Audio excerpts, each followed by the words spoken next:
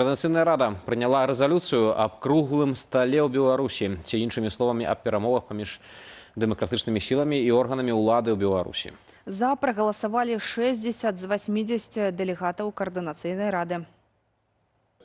Ініцыявала стварэнне рэзалюцыі фракцыя «Латушка» і «Рух за свабоду». У дакуменце пералічаныя падставы, якія робяць прыняцце рэзалюцыі рэлевантным менавіта цяпер. Гэта сярод іншага і магчымыя мірныя перамовы па завяршэнні вайны ва ўкраіне, якія, цытата, могуць адкрыць акно магчымасцяў для ўмацавання суверэнітэту і міжнароднай суб'ектнасці Беларусі. Таксама сярод прычынаў паглыблення ўнутрапалітычнага крызісу і досвед розных краін па выхадзе з крызісаў шляхам дыялогу паміж уладамі і апазіцыяй. Паводле рэзалюцыі ад дэмсілаў у круглым стале маюць удзельнічаць прадстаўнікі Координаційнай рады, аб'яднанага пераходнага кабінету і офісу Святланы Ціханаўскай, а з другога боку прадстаўнікі органаў улады Беларусі, якія ажыццяўляюць фактычны кантроль над краінай. Координаційная рада таксама пастанавіла заклікаць урады дэмакратычных краінаў падтрымаць ініцыятыву правядзення круглага стала, як важную мэту ў іх палітыцы адносна Беларусі. Большасць дэлегатаў Координаційнай рады аддала свае галасы за рэзалюцыю.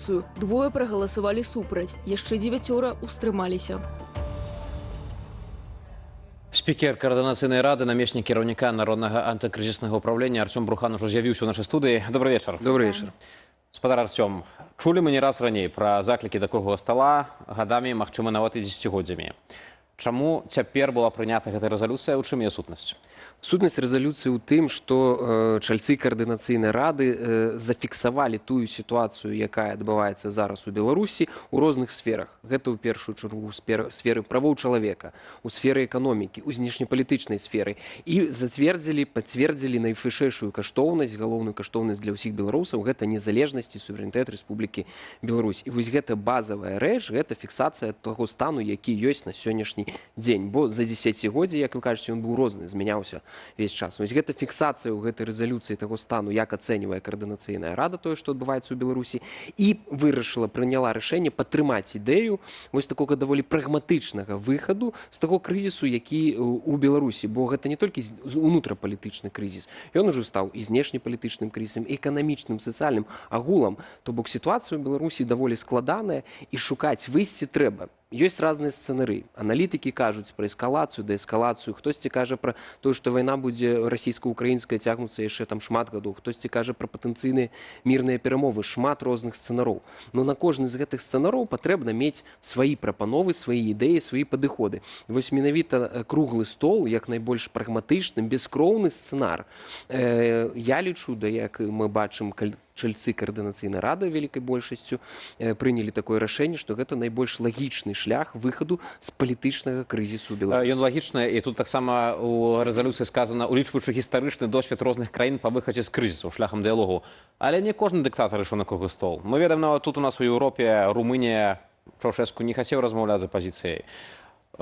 Добры прыклад, дарэчы, чым для яго ўсё скончылася, ўсе памятаюць. З аднаго боку так, але з іншага, ці вы бачыце нейкія аргументы, якія маглі пераканаць дыктатара і, не ведаю, ягонае атачэнне да нейкіх саступак народу? Мне здаецца, што ў 20-м годзе, калі сотні тысячаў былі на вуліцах, і таксама былі заклікі да дыялогу, ён выйшаў з ультыматум да людзей. Калі мы даследавалі розныя нацыянальныя ідэалогіі, гістарычныя прыклады, гэта і прыклад Германіі, прыклад Іспаніі той же самай, і самае галоўнае прыклад Польшы, дзе адбыўся круглы стол выніковым, можна сказаць так. І галоўным у ўсіх гэтых сітуацыях было тое, што падтрымка дыктатарскага рэжыму з боку крупнай імперыі, моцнай імперыі, у першую чаргу Савецкага Саюза ў гістарычным прыкладзе, а ў нашым выпадку Расіі на дадзены момант, яна зменшылася. То бок уплыў Расіі гэта фундаментальны момант, на якім трэба засяродзіцца. І вось давайте успомнім, якая была Расія ў 20-м годзе, яе ўплыў магчымасці, калі яшчэ не ваявала супраць Украіны паўнамаштабна, калі па яе тэрыторыі не наносіліся ўдары, калі вайлдберсы не палыхалі, якой быў уплыў і магчымасці Расіі па уклініванню ў беларускую ўнутраную палітыку, і які зараз гэты ўплыў. Так, ён вельмі моцны. Беларусь уцягнута ў вайну, шмат уплыву рускага свету, але моц Расіі ўжо не выглядае такой непакалебімай.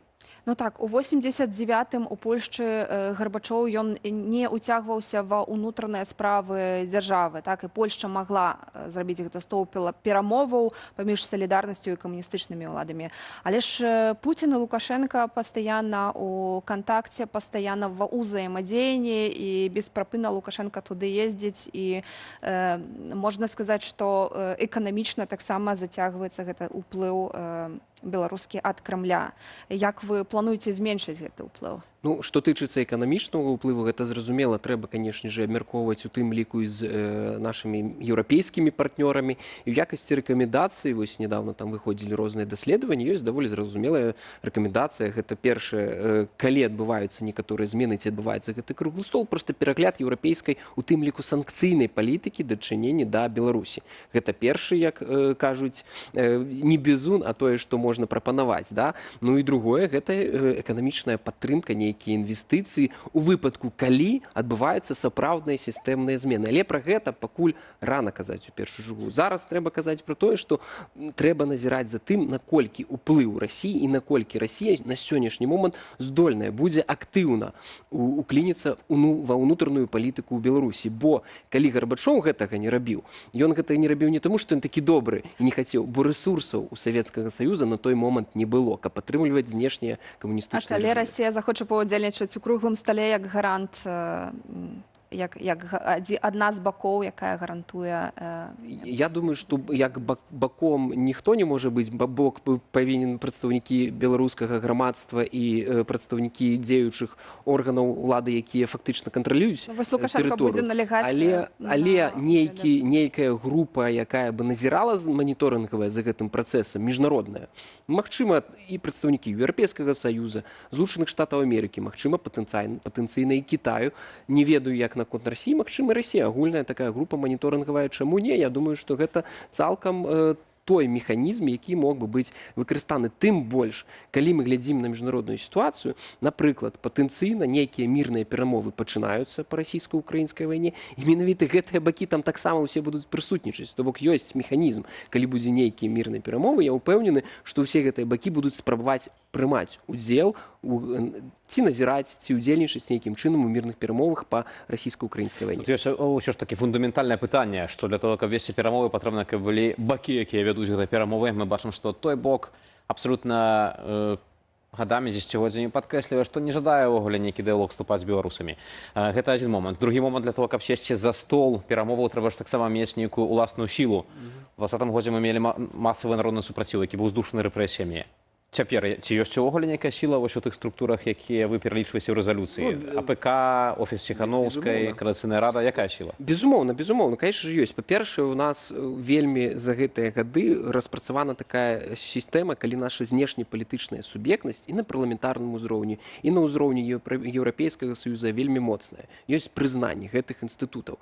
І вось гэта знешнепалітычная суб'ектнасць, гэта тое таксама, чаго бы вельмі хацеў рэжым Лукашэнкі. Без ніякіх зменаў, без ніякіх зменаў палітыкі, без размовы, просто наладзіць вось гэтую палітыку адносінаў бізнес as usual з Еўрапейскім Саюзам, як было, зняць санкцыі. Все гэта рэжым бы вельмі хацеў. Беларускае ўстане дамагчыся зняць санкцыяў узамен за штосьці. Паўтаруся, я хацеў бы зазначыць, што ёсць рашэнне Савета Еўропы, дзе прапісана так званыя высновы адносна Беларусі, дзе 27 краін заклікаюць уладу Беларусі распачаць сапраўдны і інклюзіўны дыялог з усімі элементамі грамадства.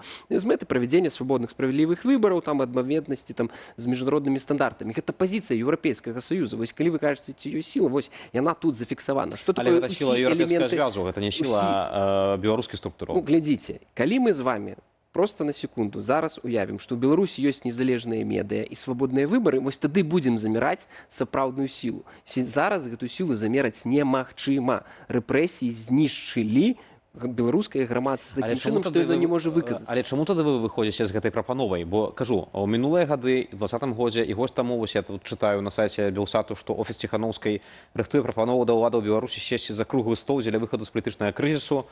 Гэта жнівень 25 года была заява.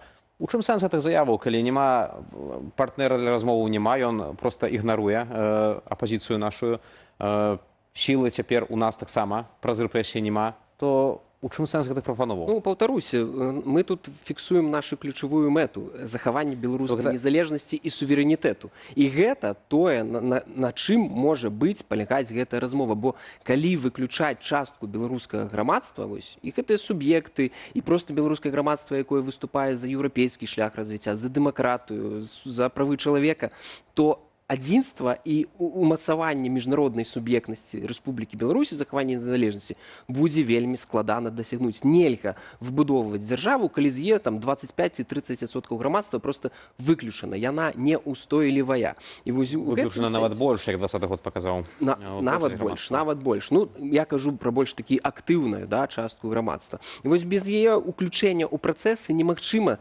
дасягнуць тых мэтаў там і ў эканомікі, і ў палітыкі, і ў знешняй палітыкі. Таму, відавочна, гэтая прапанова з нашага боку выглядае як такі канструктыўны крок. Мы дзеля незалежнасці Беларусі гатовы вось на такі крок. Тое, што той рэжым на сённяшні момант не хоча гэтага рабіць, то нас, шчыра кажучы, і не турбую. Хоча, не хоча. Ну, можа, заўтра захоча. Можа, паслязаўтра захоча. Мы зафіксавалі сваю пазіцыю, і сваю прапанову. Нарэшце, давайте паглядзім, напрыклад, як ва Ўкраіне, да? Зеленскі кажа, я гатовы заўтра сесть размаўляць з Пуцінам, каб спыніць вайну. Пуцін не хоча. І што? Хтосьці Зеленскаму кажа, ну, а навошта ты прапановаеш? Гэта не мае сэнс. Так, но ў выпадку з Пуцінам мы, прынамсі, ведаем, як ён рэагуе, і ён адказвае на гэты прапановы. Лукашенко не. Лукашенко адказвае, ён кажа, а што мне з імі размаўляць? Яны, там, хто там, грязь, ці хто там? Ну, гэта мене падобнае з Пуцінам. Ну, так, тое ж самае. То бок, чаму не рэагуюць? Церцель рэагуе. Церцель выйшаў, казаў, там апазіцыя прапанавала круглы стол, яны насамрэч хочуць Майдан. Ну, які ж Майдан? Тут прапісана, што мы прапаноўваем. Таму гэта проста спробы не ісці ў гэты дыялог і дэманстраваць, што вось мы не канструктыўныя. Але рэжым, відавочна, ён разумее, што а як яму казаць, што мы не хочам для захавання Беларусі ўступіць у дыялог з грамадствам. Нават вось тым партнёрам, з якімі яны хочуць наладзіць адносіны.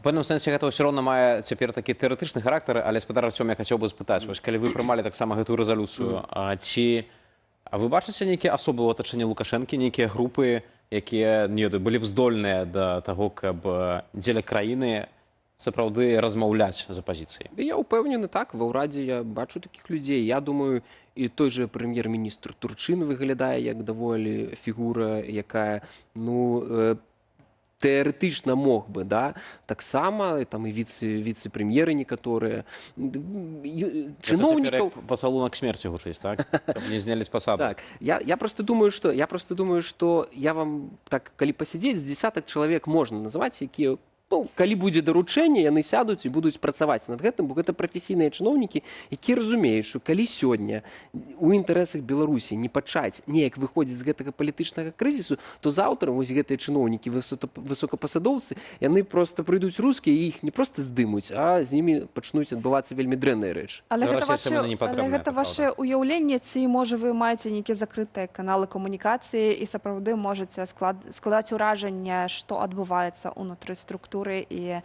мець нейкія інсайты, і калі ж гэты сігнал будзе адчытаны? Ведаеце, я бы тут не заходзіў далёка. Давайте паглядзім, што будзе адбывацца пасля выбараў у Расіі. Вось мне падаецца, гэта вельмі парламенцкіх выбараў. Якія восень будуць? Восень будуць. Вось у верасні, я думаю, што мы можам пабачыць некаторую сітуацыю, якая дазволіць, ну, можа, малюсенькае акно магчымасцяў для патэнцыйных такіх пачатку працэсаў. Але мы ўжо зараз прапановваем шляхі. Гэта, ну, як вы кажаце, можа, там сілы не так моцна, але нейкая праактыўная пазіцыя, не чакаць, пакуль там хтосьці там памрэ ці штосьці такое. Бачыце, тут такі яшчэ момант ёсць. У 21 годзе за перамовы з рэжымам прагаласавалі праз кампанію «Голас», праз платформу «Голас» 780 000 грамадзянаў Беларусі. Прагаласавалі таксама з рызыкай для сябе, бо ўжо тады распачыналіся такія сапраўды масавыя рэпрэсіі супраць нашага народу. Цяпер мы бачым, якая ёсць сітуацыя, мы бачым, што людзі зневерваюцца праз, канешне, перадусім праз ціск, праз рэпрэсіі, праз гэтую страшную машыну, якая раскруцілася ў Беларусі. Але таксама ёсць такія галасы, каментары, што апазіцыя не дацягвае да ўзроўню, няма нейкіх прапановаў, праграмаў. Ці вось такога кшталту рэзалюцыі яны цяпер, на вашу думку, патрэбныя самым беларусам, якія падтрымліваюць дэмакратычны вектар развіцця краіны? Ці, можа быць, патрэбны нейкія іншыя прапановы? Можа, нейкія праграмы развіцця дзяржавы, развіцця эканомікі, іншае бачанне? Но іншаму не замінае. Тым больш, я хочу сказаць, што адбудзецца канферэнцыя ў Новай Беларусі, там цэлая панель будзе прысвечана гэтым і эканамічным, і тэхналагічным, і сацыяльным праграмам, як магла бы выглядаць, вось як бы магла выглядаць Беларусь, калі б прапаноўваліся, прымаліся тыя праграмы, праводзіліся рэформы. Гэта ўсё ёсць. Тое, што людзі зараз знаходзяцца ў такой сітуацыі, калі рэжым сапраўды праз гэтыя гады ціску, рэпрэсіяў проста здэпалітызаваў грамадства, гэта не значыць, што калі б мы вярнулі сітуацыю 21 года, калі рэпрэсіі яшчэ не былі такімі моцнымі вось, і сістэмнымі, то я ўпэўнены, што і зараз бы на платформе, умоўна кажучы, Голаса, там, калі не 700 тысяч, да, ну таксама шмат бы людзей прагаласавала, бо беларусы не хочуць крыві, беларусы не хочуць, каб адбываліся нейкія дрэнныя рэчы. Беларусы хочуць сесці і дамовіцца, каб можна было жыць у Беларусі, працаваць, себе не білі дубінкамі, і можна было нармальна жыць у сваёй незалежнай краіне. І я ўпэўнены, і пра гэта сведчаць усе сацыялагічныя апросы. Ёсць проста как бы кансэнсус, не проста кансэнсус, а унікальны кансэнсус. 97% беларусаў хоча жыць у незалежнай краіне. Так, сапраўды, беларусы хочуць, каб іх не білі дубінкамі, а таксама хочуць вызвалення палітвязняў. І гэтага хочуць некаторыя прадстаўнікі еўразвязу. У тым ліку Малгажата Гасеўска, напрыклад. Яна выказвалася, што круглы стол магчымы толькі пасля вызвалення ўсіх палітвязняў. Вось вы як ацэньваеце? Круглы стол – это інструмент для вызвалення палітычных вязняў, ці ўсё ж такі это наступны крок пасля іх вызвалення? Ну, гэта ідэальны сцэнар, калі адбываецца круглы стол, калі ўжо няма палітычных вязняў, бо Лукашенко пайшоў на некаторы ступ. Гэта ідэальны сцэнар, а ці ён рэалістычны на сёння? Магчыма так, магчыма не. Я ў гэтым заходзіць у гэта не буду, але наша рэзалюцыя, яна безумоўная. То есть у нас няма умовы спачатку вызвалі ўсіх палітвязняў. Не, гэтай умовы няма. Але калі так адбудзецца, калі спадару Коулу і Злучаным Штатам Амерыкі атрымаецца вызваліць усіх палітвязняў да пачатку умоўнага перамоваў ці круглага стала, гэта было б таксама вельмі добра.